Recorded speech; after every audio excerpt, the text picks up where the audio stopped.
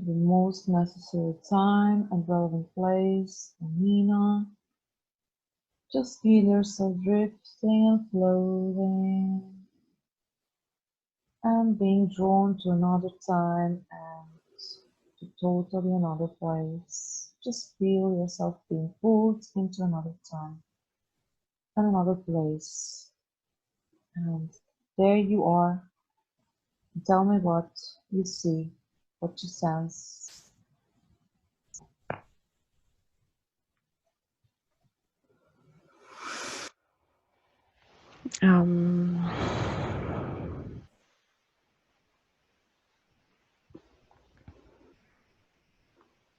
I see a lot of red around me.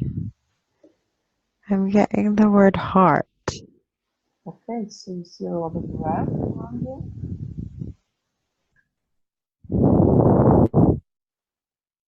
I think I'm inside a heart. Out of the heart. Yeah, Wow.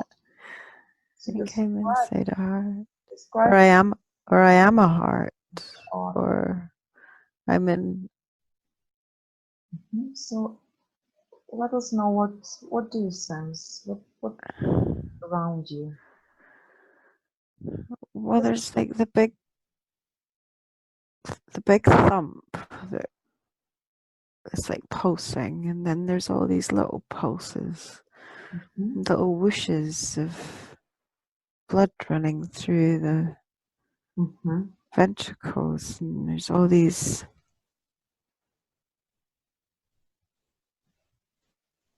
it's quite hard to explain. I've never had to explain how it is to be a heart.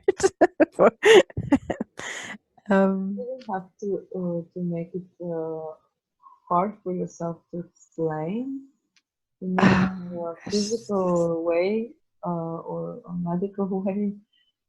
Just maybe just see yourself or just sense if you're able to move through the heart. Are you able to move, with the blood? It's like it's all automatic. Huh? It's all automatic. It all just happens. The movement and the vibration and the pulse. Can you control it, or can you change it? Yeah, it's like I have like that. All the movement and stuff is the physical movement is all done from the body. But I think I'm like the brain in my heart, if that makes sense. I'm like my heart's brain. That sounds ridiculous. But it's like I don't deal with the physical bit. I do kind of. So God, it's really challenging.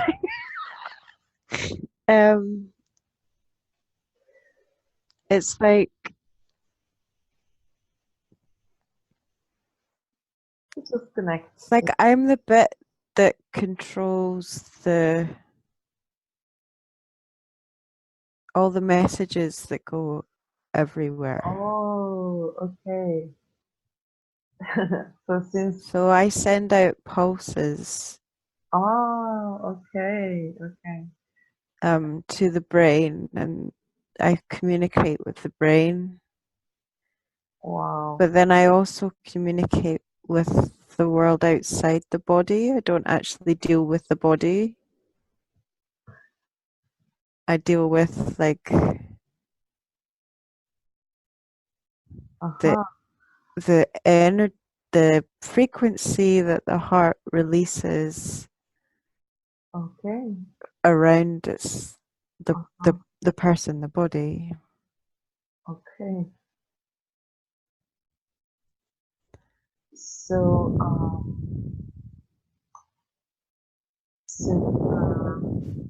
Suzana is not is not aware how a heart functions, and nor did she read a lot of metaphysical books or about magnetic fields. I'm sure Yeah. both Nina and Susanna are aware of uh, you know mm, that this is so real. But just maybe we need some help, to just understand how this Mm. works. So just uh, it was very nice explained right now and described. So just trust whatever sensations you're getting or feelings about how the heart works, and even if there are any colors or if you hear something or whatever it is, just share with us. That we will. So, Mhm. um,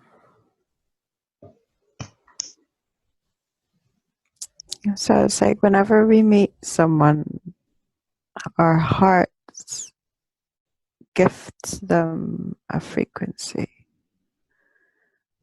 Mhm. um, and their heart gifts us a frequency, Mhm. and we carry it Feel. within ourselves, within our fields, yeah. Mhm. And you collect these frequencies from all these different people, Mhm. these different energies. Um, and sometimes you can get too cluttered. Uh-huh. You can have a lot of clutter in there, and you have to try and cleanse it. Uh, So how do you cleanse this clutter from your magnetic field?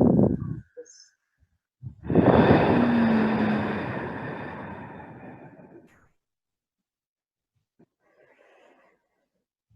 because you um, kind of have control over your field or over your heart, as you said before. So how do you do that?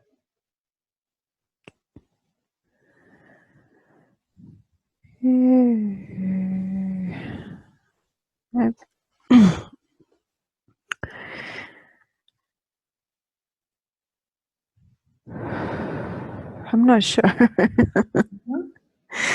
um, I'm not sure.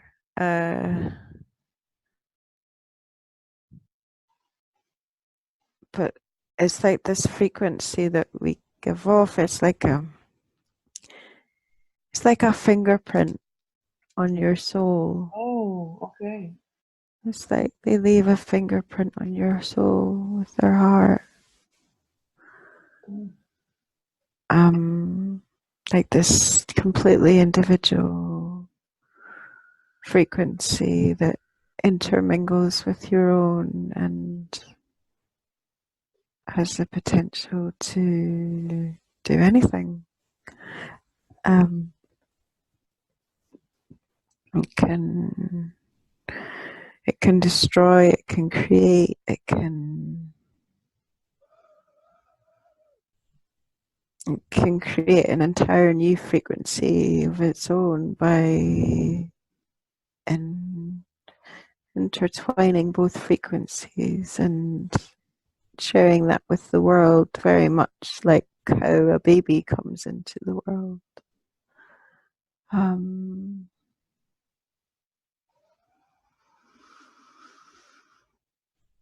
So is this your role? The role of those, let's say, brains in your heart or whatever this is.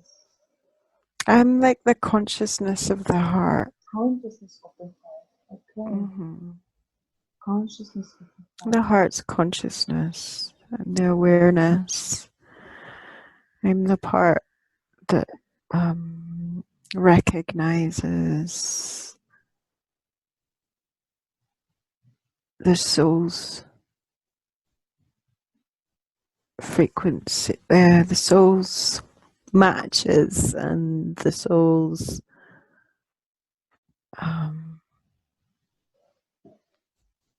the energies that are compatible with the soul. So how do you actually, how does your, when does this heart consciousness appear, Does it exist all the time? Or is it there all the time? Yeah, the heart's always conscious. It's always there, but it's not utilized in the way it can be. It's not used to its full potential as the mind seems to take over the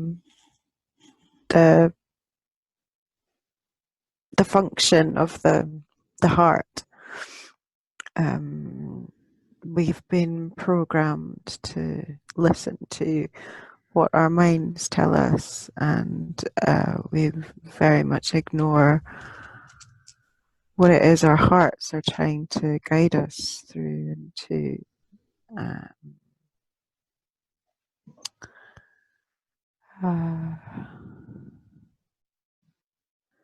but it's always there, and it's always expanding and growing. Sometimes it can be felt, and it's known as a heart awakening, which Nina has experienced.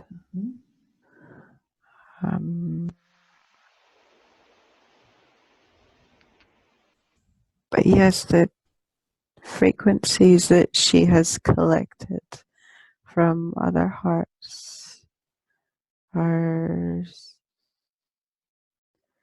imprinted with hers. So what are those frequencies there for that she collected? What are they doing with her heart for? How does this feel to have these frequencies?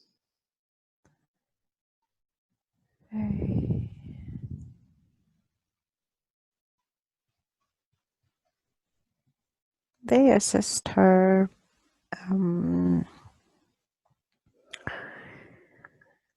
with her sort of understanding of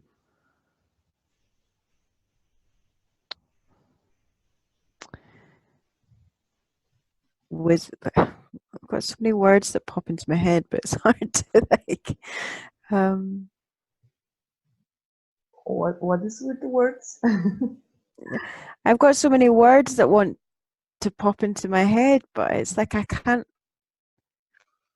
You can just. Hearts are obviously very conscious, but they're not very articulate.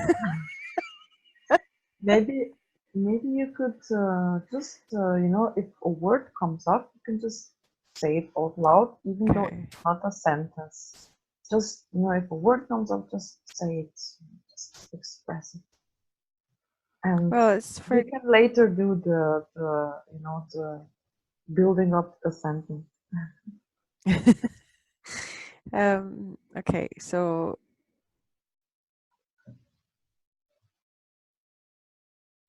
what's the first? These frequencies that you connect with, they're for your growth and for your soul learning.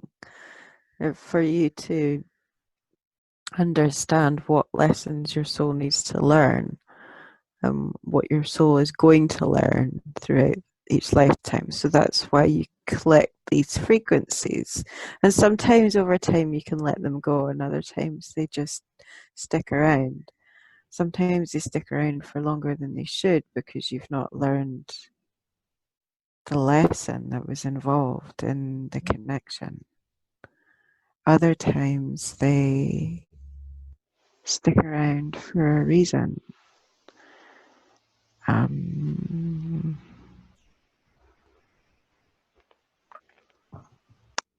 And sometimes they stick around not because you're consciously aware of how someone else's frequency, how you have affected someone else's heart frequency. Sometimes somebody else's frequency sticks with you because they're holding on to your frequency. And you can pick up on that. Okay. Do you need to allow those frequencies to get in, or? Yeah, I think what I'm getting is that people usually cut the cords from the etheric cords that happen between people. But what I'm understanding is that you shouldn't do that. That Why? you should keep the cords connected to you so you can fully learn the lesson that's involved. And if you cut the cord too soon, you're breaking the connection, the lesson, the contract, and so it's something that your soul is going to have to learn later on. Like a learning process being interrupted? Yeah. So when you interfere and cut cords, it can affect your soul in that Does way. it affect other souls too? Or the soul which is to you, or? I think I think when you cut these cords, it is going against what your soul needs to learn to grow.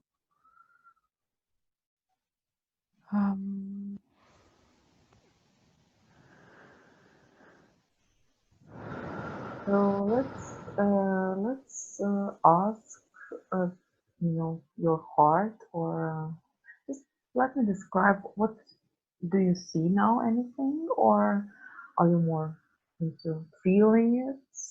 That. Yeah, it's like I can feel the pulse and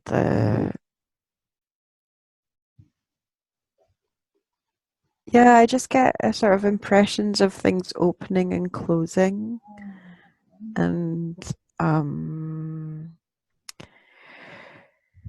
like when it's like when you are with somebody you don't love, or like when you fall out of love, the frequency that was once given out it's retracted, but the cord's still there, so you still have a connection. However, the heart frequency just kind of fades. The imprint is still left, which is why you still feel the emotions, but the frequency is retracted. So this is what you are seeing or feeling right now. This is connections. This is the impressions I'm getting at the moment. Okay. But when you love someone and you truly love someone, like a soulmate or a twin flame, like a real heart and soul connection, the frequency that is given off is perpetually given off, and that frequency can be felt through time, space, dimension, everything. It is constant and it is eternal, and it can never be cut, it can never be retracted. It's just continual. It stays with you, which is why it's such an intense connection. So accept some that connections that a heart has to other parts. Yeah. Consciousness. Yeah. So where's the main connections, you know? How does this heart awareness or heart consciousness, how does this exist? Where, you know, is it connected to something bigger, something greater?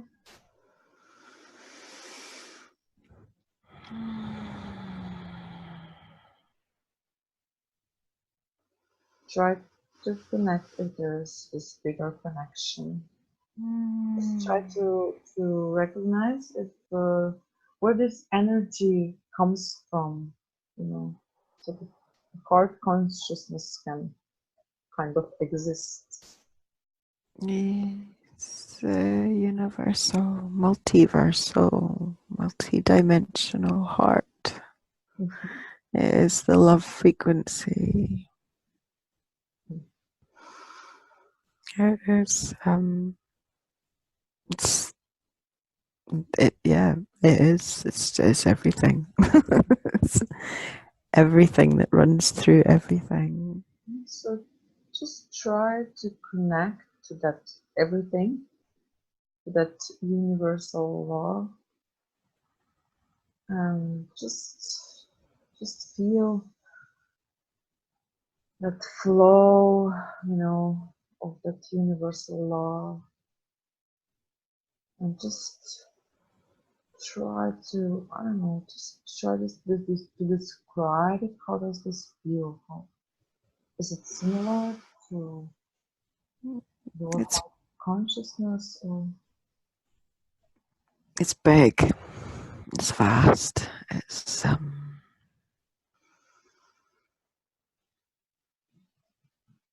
yeah, it's like it's connected to just the it's oneness. It's oneness. It's complete connection and acceptance and oneness. But it's like our hearts are physical manifestations of the fractals of the main cosmic heart that is oneness. oh my God, I just feel, you know, this expansion of my heart right now in my chest. Oh, amazing. Um, it's kind of weird, but just wanted to share that with you. It's lovely. It's Um, like, it's like our hearts are like these little vehicles that carry this massive, big, lovely oneness. so just take a few deep breaths, you know, so that we can.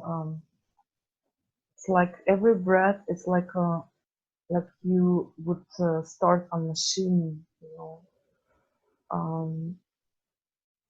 And with each breath, this machine is more powerful. So this is how you can use the breath right now. So just take a few deep breaths in and out.